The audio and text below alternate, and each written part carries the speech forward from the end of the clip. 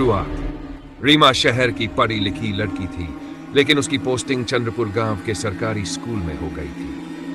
गांव शांत था, हरियाली से भरा हुआ और लोग सीधे साधे थे। लेकिन गांव में एक अजीब चीज थी। स्कूल के ठीक पीछे एक पुराना नीम का पेड़, जो गांव वालों के लिए एक डरावना प्रतीक था। जब रीमा ने गांव में कदम रखा तो उसे हर कोई एक ही बात समझा रहा था: स्कूल के पीछे वाले नीम के पेड़ के पास मत जाना, सूरज ढलने के बाद तो बिल्कुल नहीं। रीमा को ये बातें अंधविश्वास लगी।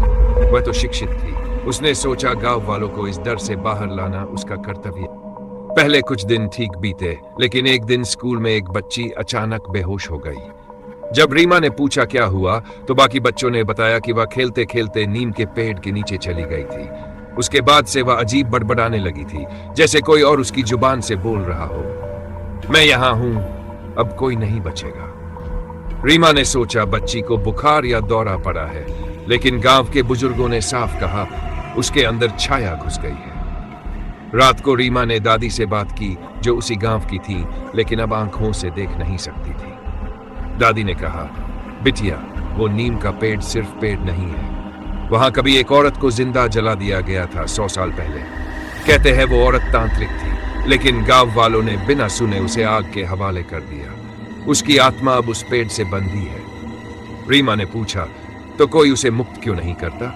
दादी बोली, क्योंकि अब वो बदला ले रही है।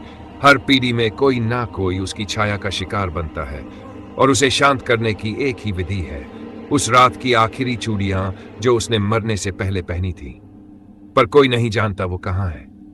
एक रात रीमा देर तक स्कूल में काम कर रही थी। जब वह निकलने लगी तो देखा कि गेट पर ताला बंद था, जबकि उसने बंद नहीं किया था।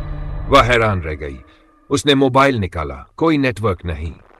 तभी स्कूल के पिछवाड़े से कोई अजीब सी आवाज आई, टिन-टन, टिन-टन, जैसे किसी ने चूड़ियां हिलाई हों। रीमा डर के मारे क्लासरूम में छुप गई। वहां एक खिड़की से उसने देखा नीम के पेड़ के नीचे एक औरत खड़ी थी। सफेद साड़ी, लंबे बाल और हाथ में चूड़ियां जो अंधेरे में चमक रही थी। रीमा की सांसें थम गई। वो औरत धीरे धीरे स्कूल की तरफ बढ़ रही थी।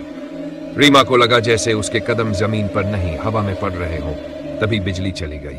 अंधेरा, सन्नाटा और फिर दरवाजे पर खटखटाहट। रीमा ने पूरी ताकत से दरवाजा अंदर से